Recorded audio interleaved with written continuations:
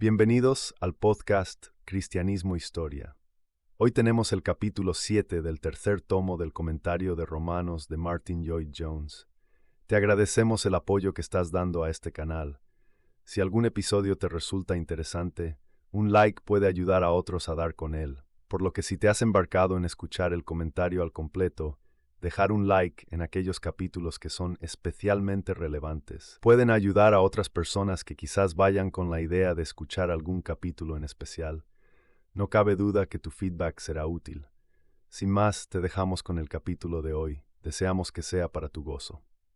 Capítulo 7. La vindicación de Dios. A quien Dios ha puesto como propiciación por medio de la fe en su sangre, para declarar su justicia para la misión de los pecados pasados, por la paciencia de Dios. Para declarar, digo en este momento su justicia, para que sea justo y justificador del que cree en Jesús. Romanos 3, 25-26. Al dirigir su atención una vez más a las grandes palabras que se encuentran en la epístola de Pablo a los Romanos en el tercer capítulo, versículos 25 y 26, quisiera recordarles de nuevo que en muchos sentidos no hay versículos más importantes en toda la gama y el ámbito de las Escrituras que estos dos versículos. Aquí tenemos la declaración clásica de la gran doctrina central de la expiación. Por eso lo estamos considerando con tanto cuidado y tan de cerca. He dicho antes que alguien ha descrito esto como la acrópolis de la fe cristiana. Podemos estar seguros de que no hay nada que la mente humana pueda considerar que sea de alguna manera tan importante como estos dos versículos. La historia de la Iglesia muestra muy claramente que han sido el medio que Dios, el Espíritu Santo, ha utilizado para llevar a muchas almas de las tinieblas a la luz y para dar a muchos pobres pecadores su primer conocimiento de la salvación y su primera seguridad de la misma.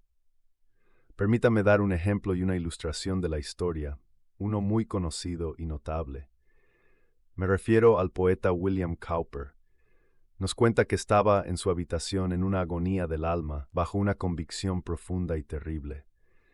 No podía encontrar la paz, y caminaba de un lado a otro, casi al borde de la desesperación, sintiéndose totalmente desesperado, sin saber qué hacer consigo mismo. De repente, desesperado, se sentó en una silla junto a la ventana de la habitación. Allí había una Biblia, así que la cogió y la abrió, y casualmente llegó a este pasaje. Esto es lo que nos dice. El pasaje que me llamó la atención fue el versículo 25 del tercer capítulo de Romanos. Al leerlo recibí inmediatamente el poder de creer. Los rayos del sol de justicia cayeron sobre mí en toda su plenitud. Vi la completa suficiencia de la expiación que Cristo había llevado a cabo para mi perdón y entera justificación. En un instante creí y recibí la paz del Evangelio. Si el brazo del Dios Todopoderoso no me hubiera sostenido, creo que me habría abrumado de gratitud y alegría. Mis ojos se llenaron de lágrimas, los transportes ahogaron mis palabras. Solo podía mirar al cielo con un temor silencioso, desbordante de amor y asombro. Eso es lo que el versículo 25 del tercer capítulo de la epístola a los Romanos hizo por el famoso poeta William Cowper. Mismo ha hecho con muchos otros. Permítanme recordarles de nuevo lo que dice. Es una continuación de lo que el apóstol ha estado diciendo en el versículo 24. Es la gran noticia de que ahora podemos ser justificados gratuitamente por su gracia mediante la redención que es en Cristo Jesús. En otras palabras, hay un camino de salvación ahora, aparte de la ley, que no depende de nuestro cumplimiento de la ley. Este camino libre está en Cristo. Dios nos ha rescatado en Cristo. Y estos versículos 2, 5 y 26 explican cómo ha tenido lugar ese rescate. Pero ¿por qué tenía que ocurrir así? ¿Cómo? Ya hemos considerado dos de las grandes palabras que explican esto. Son las dos grandes palabras, propiciación y sangre. Sabemos también que la redención comprada de esa manera nos llega por medio de la fe. Pero el apóstol no se detiene en eso. Dice algo más. Miren la declaración de nuevo, a quien Dios ha puesto como propiciación por medio de la fe en su sangre para declarar su justicia para la remisión de los pecados pasados, por la paciencia de Dios. Para declarar, digo, su justicia en este tiempo, para que sea justo y justificador del que cree en Jesús. ¿Por qué el apóstol continuó diciendo todo eso? ¿Por qué no lo dejó en esa primera declaración? ¿Qué significa esta declaración adicional? Lo mejor que podemos hacer es considerar una vez más estos términos. El primero es el término exponer. Significa manifestar. hacer evidente. Evidentemente, aquí hay algo que es de vital interés para nosotros. Nos lo dice de inmediato. La muerte del Señor Jesucristo en la cruz del Calvario no fue un accidente, fue obra de Dios. Fue Dios quien lo dispuso allí. ¿Cuántas veces se pierde toda la gloria de la cruz cuando los hombres la desvirtúan y dicen, era demasiado bueno para el mundo, era demasiado puro? El resultado es que empezamos a sentir pena por él, olvidando que él mismo se volvió contra aquellas hijas de Jerusalén que empezaban a sentir pena por él, y dijo, no lloréis por mí, sino llorad por vosotras mismas. Si nuestra visión de la cruz es una que nos hace sentir lástima por el Señor Jesucristo, solo significa que nunca lo hemos visto verdaderamente. Es Dios quien lo puso en marcha. No fue un accidente, sino algo deliberado. En efecto, el apóstol Pedro, predicando el día de Pentecostés, dijo que todo sucedió por el determinado consejo y presciencia de Dios. Dios lo ha hecho. El término también subraya el carácter público de la acción. Es un gran acto público de Dios. Dios ha hecho algo aquí, en público, en el escenario de la historia del mundo, para que se vea, se mire y se registre de una vez por todas. La acción más pública que jamás haya tenido lugar. Este modo Dios lo presentó públicamente como propiciación mediante la fe en su sangre. Eso nos lleva ahora a esta pregunta vital. ¿Por qué Dios hizo eso? ¿Por qué sucedió esto? ¿Qué fue, si se me permite preguntar con reverencia, lo que llevó a Dios a hacer eso, lo que le hizo proponerse hacerlo? La mejor respuesta todavía se encuentra mirando los términos uno por uno. Luego los miraremos en su conjunto y veremos exactamente por qué el apóstol sintió que era tan vital y esencial añadir esto a lo que ya ha dicho. El primer término es este, declarar. Declarar su justicia. Esto significa mostrar, manifestar, dar una señal evidente, probar. Dios ha hecho esto, dice Pablo, para que así Cristo podría rescatarnos dando la ofrenda propiciatoria. Sí, pero además de eso, Dios está declarando algo aquí, está mostrando algo, manifestando, dando una muestra evidente de algo. ¿De qué, pues? De su justicia. Debemos tener cuidado con esta expresión, el término que hemos estado viendo desde el versículo 21. Es un poco desafortunado que el mismo término se utilice para cubrir dos ideas ligeramente diferentes. Hasta ahora, al examinar este término justicia, hemos visto que significa un camino de justicia. Volvamos al versículo 21. Pero ahora, dice, la justicia de Dios sin ley se manifiesta. En otras palabras, la manera de Dios de hacer a los hombres justos, la manera de Dios de dar a los hombres la justicia, es lo que significa. Pero aquí no significa eso. Aquí dice que Dios ha hecho algo a través de lo cual declara su justicia, no la justicia que Dios nos da, sino uno de los propios atributos gloriosos de Dios. Significa la equidad de Dios, significa la justicia judicial de Dios, significa el carácter esencial moral, santo, justo y recto de Dios. Vuelve a decir en el siguiente verso, verso 26, para que sea justo y justifique al que tiene fe o cree en Jesús, para que sea justo. En la cruz, Dios está declarando su propia justicia, su propio carácter justo, su propia rectitud y justicia inherentes y esenciales. La siguiente palabra es para declarar su justicia para la remisión de los pecados pasados. Por significa con respecto a o a causa de. Él está declarado. La siguiente palabra es remisión. Esta es una palabra muy importante, y es una pena que la traducción autorizada sea realmente muy desafortunada en este punto. Es uno de esos casos en los que la AVE es realmente inferior a las versiones revisadas, incluida la Revised Standard Version, que son correctas en este punto. La AVE es una traducción desafortunada por esta razón.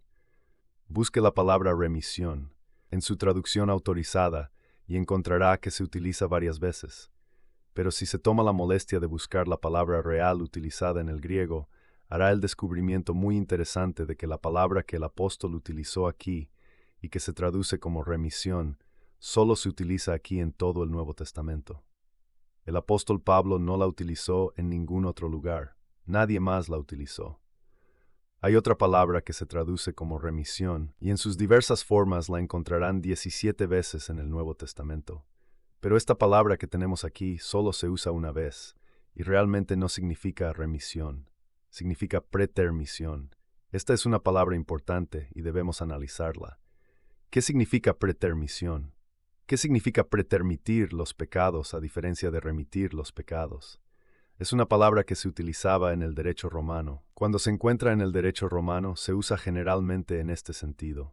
Se refiere a alguien que ha hecho un testamento y que ha dejado a alguien fuera de su testamento. Imagina que un hombre hace un testamento y deja algo a varios de sus amigos. Pero hay un amigo al que no le deja nada. Es la preterición. Lo deja fuera de su voluntad, lo deja fuera de consideración. Significa, si quieres, pasar por encima. El hombre dio algo a todos los amigos y parientes, pero dejó de lado a ese. Eso es pretermitir. Esa es la misma palabra que se utiliza aquí. Pasar por alto, ignorar, dejar pasar sin avisar, pasar por alto intencionadamente. Esos son los significados que se le dieron a esta importantísima palabra que el apóstol eligió deliberadamente en este punto. Ahora bien, cuando el apóstol hace una cosa así, debe haber tenido una muy buena razón para ello. No hace ese tipo de cosas por casualidad. ¿Por qué no usó la palabra que había usado en otra parte? ¿Por qué esta palabra aquí y solo aquí? ¿Y por qué esta palabra en particular que significa pasar por encima? Claramente porque quiere transmitir la idea de pasar por encima.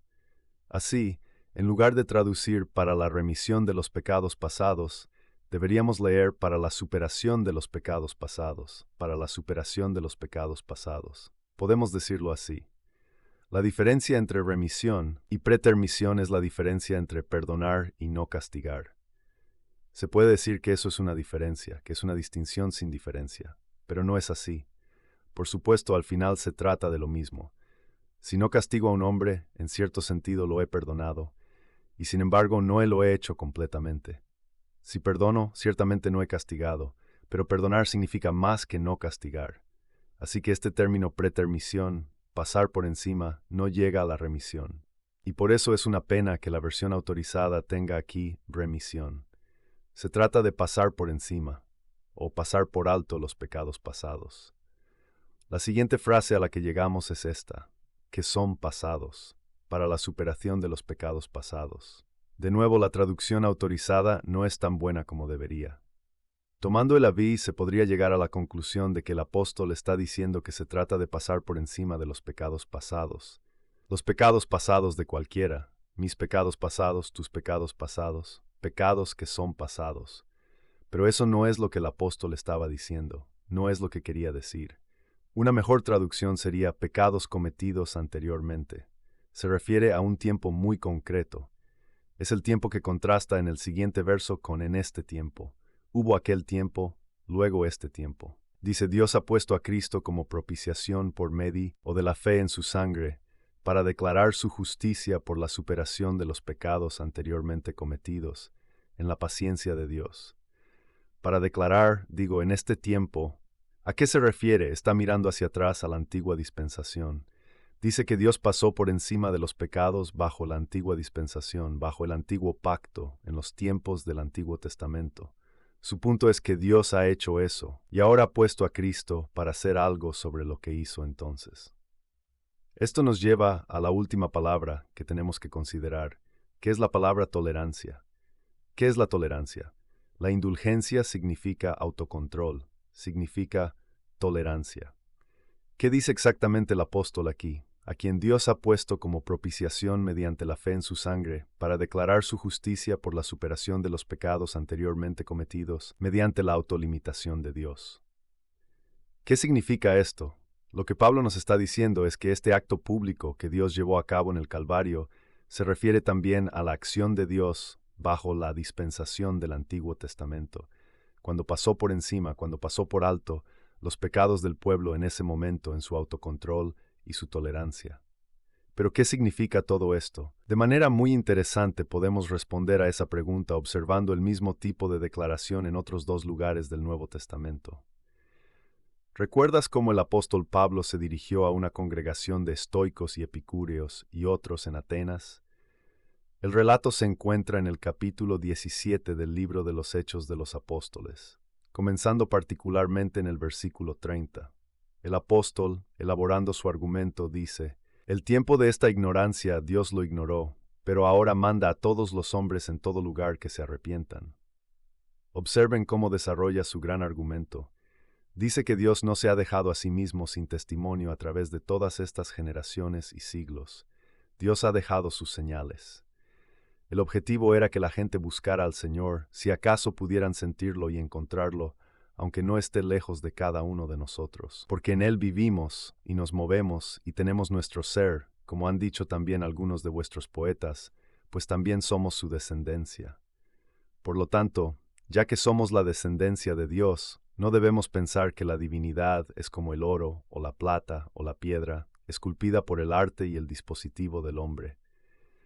Y los tiempos de esta ignorancia Dios los ignoró, pero ahora manda a todos los hombres en todas partes que se arrepientan, porque ha fijado un día en el que juzgará al mundo con justicia, por medio de aquel hombre que Él ha ordenado, de lo cual ha dado seguridad a todos los hombres, porque lo ha resucitado de entre los. El otro pasaje es el versículo 15 del capítulo 9 de la Epístola a los Hebreos. Y por eso Él, Cristo, es el mediador del Nuevo Testamento, para que por medio de la muerte, para la redención de las transgresiones que había bajo el primer pacto, los llamados reciban la promesa de la herencia eterna. Ahora bien, eso es precisamente lo mismo. Hebreos 9:15 dice exactamente lo mismo que el apóstol está diciendo aquí. El verdadero comentario sobre este versículo se encuentra en esa declaración de Hebreos. Ese autor estaba ansioso de que sus lectores tuvieran claro el antiguo pacto y los sacrificios y ofrendas que el pueblo llevaba a Dios bajo el antiguo pacto. Deben tener muy claro en sus mentes, y deben ver muy claramente, que nunca fueron capaces de producir un pleno perdón de los pecados. No expiaban el pecado. Podían hacer algo, dice este hombre, tenían valor en la purificación de la carne, la sangre de los toros y de los machos cabríos, y la ceniza de la vaquilla que rocía a los impuros, santifica para la purificación de la carne. Pero no podían hacer más, no podían ocuparse de la conciencia. Esa es la dificultad. Y sin embargo, todo el problema es con respecto a la conciencia. Pero si la sangre de los toros y de los machos cabríos pudo purificar la carne, cuánto más la sangre de Cristo, que por el Espíritu Eterno se ofreció a sí mismo sin mancha a Dios, purificará vuestra conciencia de las obras muertas para servir al Dios vivo. Todo eso era solo una figura para el tiempo presente, en el que se ofrecían tanto dones como sacrificios, que no podían hacer perfecto al que hacía el servicio, en lo que se refiere a la conciencia, lo cual se mantenía solo en carnes y bebidas y en diversos lavados, y en ordenanzas carnales, impuestas hasta el tiempo de la Reforma. Pero ahora, Cristo ha venido como sumo sacerdote de los bienes futuros 5, y así sucesivamente. ¿Sigues el argumento? Lo que está diciendo es que bajo el antiguo pacto, bajo la antigua dispensación, no había ninguna disposición para tratar los pecados en un sentido radical. Era simplemente un medio, por así decirlo, de pasarlos por alto, de cubrirlos por el momento. Esas antiguas ofrendas y sacrificios daban una especie de purificación de la carne, daban una limpieza ceremonial, permitían al pueblo seguir orando a Dios. Pero no había ningún sacrificio bajo el Antiguo Testamento que pudiera realmente tratar con el pecado. Todo lo que hacían era apuntar a este sacrificio que vendría y que realmente podría hacerlo, y podría limpiar la conciencia de las obras muertas y reconciliar verdaderamente al hombre con Dios. ¿Quiere decir con esto, pregunta alguien, que los santos del Antiguo Testamento no fueron perdonados? Por supuesto que no. Obviamente fueron perdonados y agradecieron a Dios por el perdón. No se puede decir ni por un momento que personas como David y Abraham e Isaac y Jacob no fueron perdonados. Por supuesto que fueron perdonados. Pero no fueron perdonados a causa de esos sacrificios que se ofrecieron entonces. Fueron perdonados porque miraron a Cristo. Ellos no vieron esto claramente, pero creyeron la enseñanza e hicieron estas ofrendas por fe. Ellos creían la palabra de Dios de que un día iba a proveer un sacrificio, y en la fe se aferraron a eso. Fue su fe en Cristo la que los salvó, exactamente como es la fe en Cristo la que salva ahora. Ese es el argumento. Pero eso, en cierto sentido, dejaba un problema. El problema era este. Dios siempre se había revelado como un Dios que odiaba el pecado. Había anunciado que castigaría el pecado y que el castigo del pecado era la muerte. Había anunciado que derramaría su ira sobre el pecado y sobre los pecados. Y sin embargo, aquí estaba Dios durante siglos, aparentemente, y según todas las apariencias, retrocediendo en sus propias declaraciones y en su propia palabra. No parece estar castigando el pecado. Lo está pasando por alto. ¿Ha dejado Dios de preocuparse por estas cosas? ¿Se ha vuelto Dios indiferente al mal moral? ¿Cómo puede Dios pasar por alto el pecado? Este es el problema. Y era un problema muy real. Está claro que la sangre de los toros y de los machos cabríos y las cenizas de una vaquilla no pueden hacer esto. Y sin embargo, Dios ha pasado por encima de estos pecados. ¿Cómo puede hacerlo? ¿Qué es lo que justifica esta indulgencia de Dios? Ahora, dice el apóstol, Dios nos lo ha explicado todo por lo que hizo en público ante todo el mundo, en el escenario y en el teatro de todo el mundo, en Cristo en el Calvario. Él retuvo su ira a lo largo de los siglos. No la reveló completamente entonces, pero la ha revelado completamente ahora. La ha declarado ahora. Pablo dice, lo repetiré, declarar digo. Eso era una de las cosas que sucedía en la cruz. En la cruz de la colina del Calvario, Dios estaba dando una explicación pública de lo que había estado haciendo a lo largo de los siglos. Al hacerlo, y al mismo tiempo Él reivindica su propio carácter eterno de justicia y de santidad. ¿Cómo lo hizo exactamente? Permítanme responder a esa pregunta, y al hacerlo verán por qué me esforcé tanto en defender esa palabra propiciación y en aferrarme a ella a toda costa porque era muy vital. ¿Cómo lo hizo Dios en el Calvario? ¿Cómo ha reivindicado su carácter? ¿Cómo ha dado una explicación de su pasar por encima de esos pecados en tiempos pasados en toda tolerancia? Solo hay una manera de hacerlo. Dios ha declarado que odia el pecado, que castigará el pecado, que derramará su ira sobre el pecado y sobre los culpables del mismo. Por lo tanto, a menos que Dios pueda demostrar que ha hecho eso, ya no es justo. Lo que el apóstol está diciendo es que en el Calvario Él ha hecho eso. Ha demostrado que todavía odia el pecado, que va a castigarlo, que debe castigarlo, que derramará su ira sobre él. ¿Cómo mostró eso en el Calvario? Haciendo eso mismo. Lo que Dios hizo en el Calvario fue derramar sobre su Hijo unigénito y amado su ira sobre el pecado. La ira de Dios que debería haber venido sobre ti y sobre mí a causa de nuestros pecados cayó sobre él. Dios siempre supo que iba a hacer esto. Leemos en las Escrituras que el Cordero fue sacrificado antes de la fundación del mundo. Fue un plan que se originó en la eternidad. Fue porque Él sabía que iba a hacer esto que Dios pudo pasar por encima de los pecados durante todos esos siglos que habían pasado. Así, como ves, dice el apóstol, Dios al mismo tiempo sigue siendo justo y puede justificar a los impíos que creen en Cristo. Ese era el tremendo problema. ¿Cómo puede Dios seguir siendo santo y justo y tratar el pecado como dice que va a hacerlo, y sin embargo perdonar al pecador? La respuesta se encuentra únicamente en el Calvario. Es una parte esencial de lo que se declara en la cruz. Esa, según el apóstol, fue la primera razón. Dios tenía que reivindicar lo que había estado haciendo en el pasado bajo el antiguo pacto. Pero tenía algo más que hacer, nos dice en el versículo 26. Para declarar, digo, en este momento su justicia. Ahora ha explicado cómo pudo pasar por encima de todos esos pecados en el pasado. Pero ¿cómo va a tratar con el pecado ahora? ¿Cómo va a tratar con los pecados en el futuro? La respuesta sigue estando en la cruz de la colina del Calvario. La enseñanza, en otras palabras, es esta. La cruz en el Calvario, la muerte del Señor Jesucristo, como dice el apóstol Juan en su primera epístola, capítulo 2, versículo 2, es la propiciación por nuestros pecados, y no solo por los nuestros, sino también por los de todo el mundo particular al que se refiere. Los pecados fueron tratados de una vez por todas en la cruz, donde todos los pecados bajo la antigua dispensación que Dios había pasado por alto y que por así decirlo había pretermitido, los pecados que había perdonado a Abraham, a Isaac y Jacob y a todos los creyentes de la antigua dispensación, es allí donde el medio es probado por hacer eso. Sus pecados están incluidos en el Calvario. Sí, dice Pablo, y los pecados que se perdonan ahora también se tratan allí, y todos los pecados que alguna vez se cometerán también. Eso es lo sorprendente del Cristo del Calvario. Murió de una vez por todas.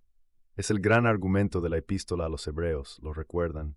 Esos otros sacrificios, dice, tenían que ser ofrecidos día a día. Había una sucesión de sacerdotes y tenían que seguir haciendo sus nuevos sacrificios.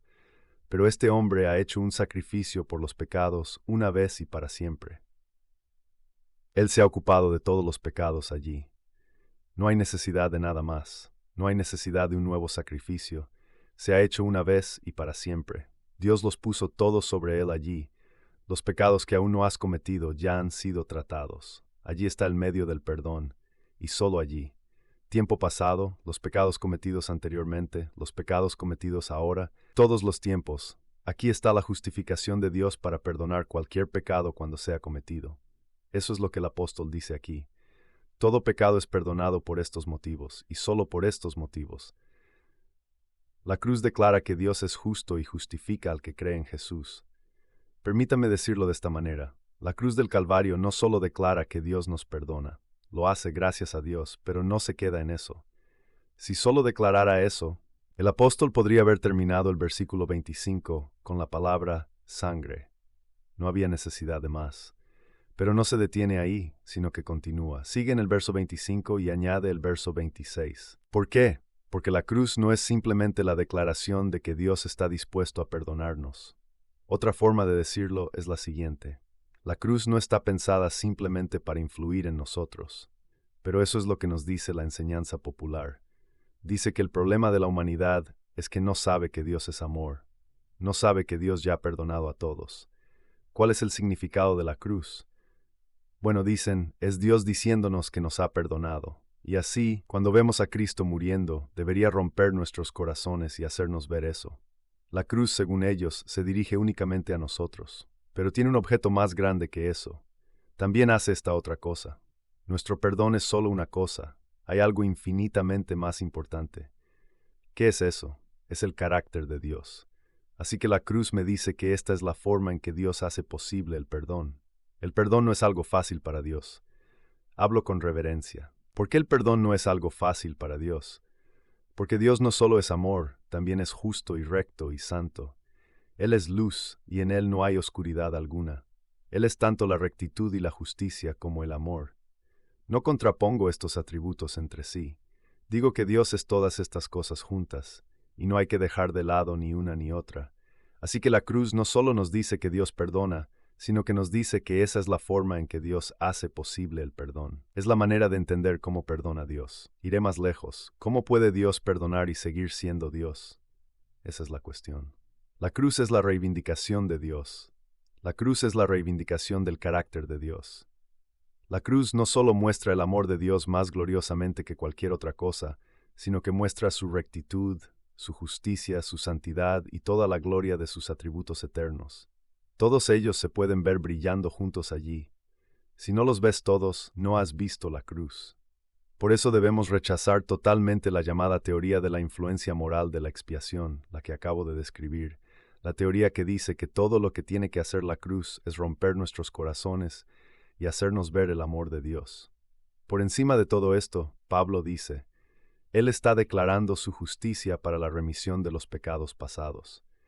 ¿Por qué esto, si es simplemente una declaración de su amor? No, dice Pablo, es más que eso. Si se limitara a proclamar su perdón, tendríamos derecho a preguntar si podemos confiar en la palabra de Dios y si Él es justo y recto. Sería una pregunta justa porque Dios ha declarado repetidamente en el Antiguo Testamento que odia el pecado y que castigará el pecado, y que la paga del pecado es la muerte. El carácter de Dios está involucrado. Dios no es como los hombres. A veces pensamos que es maravilloso que la gente diga una cosa y luego haga otra. El padre le dice al niño, si haces esto no tendrás esos 6 peniques para comprar tus dulces. Entonces el niño hace esa cosa, pero el padre dice, bueno, está bien, y le da los 6 peniques. Eso pensamos es amor y verdadero perdón. Pero Dios no se comporta así. Dios, si puedo decirlo así, es eternamente coherente consigo mismo. Nunca hay una contradicción. Él es el Padre de las luces, en el que no hay mudanza ni sombra de cambio. Todos estos gloriosos atributos pueden verse brillando como diamantes en su carácter eterno, y todos ellos deben manifestarse. En la cruz se manifiestan todos. ¿Cómo puede Dios ser justo y justificar a los impíos? La respuesta es que sí puede, porque ha castigado los pecados de los pecadores impíos en su propio Hijo. Ha derramado su ira sobre Él. Él llevó nuestro castigo. Por sus heridas hemos sido curados. Dios ha hecho lo que dijo que haría. Ha castigado el pecado. Él proclamó esto a través del Antiguo Testamento en todas partes, y Él ha hecho lo que dijo que haría. Ha demostrado que es justo. Ha hecho una declaración pública de ello. Él es justo y puede justificar, porque habiendo castigado a otro en nuestro lugar, puede perdonarnos libremente. Y lo hace. Ese es el mensaje del versículo 24. Siendo justificados, siendo considerados, declarados justos, gratuitamente por su gracia mediante la redención, el rescate, que es en Cristo Jesús, a quien Dios puso como propiciación por medio de la fe en su sangre. Así declara su justicia por haber pasado por encima de esos pecados en su tiempo de autolimitación. Declarar, digo, su justicia entonces, y ahora y siempre, al perdonar los pecados. Así Él es al mismo tiempo justo y justificador del que cree en Jesús. Así es esta grandiosa, gloriosa y maravillosa declaración. Asegúrate de que tu visión, tu comprensión de la cruz, incluya la totalidad de la misma. Comprueba tu visión de la cruz. ¿En qué punto de tu pensamiento se encuentra esta afirmación sobre la declaración de su justicia, etcétera? ¿Es algo que simplemente pasas por alto y dices, bueno, no sé lo que significa, todo lo que sé es que Dios es amor y que perdona? Pero deberías conocer su significado, es una parte esencial del glorioso Evangelio. En el Calvario, Dios estaba haciendo un camino de salvación para que tú y yo pudiéramos ser perdonados, pero tuvo que hacerlo de una manera que dejará su carácter inviolable, que dejará su consistencia eterna, todavía absoluta e intacta. Una vez que empiezas a verlo así, ves que esto es lo más tremendo, lo más glorioso, lo más asombroso del universo y de toda la historia. Dios está allí declarando lo que ha hecho por nosotros. Está declarando al mismo tiempo su propia grandeza y gloria eternas, declarando que Él es la luz y en Él no hay ninguna oscuridad. Cuando contemplo la maravillosa cruz, dice Isaac Watts, pero no se ve la maravilla de la misma hasta que realmente se contempla a la luz de esta gran declaración del apóstol. Dios estaba declarando públicamente de una vez por todas su eterna justicia y su eterno amor. Nunca los separes, pues van juntos en el carácter de Dios.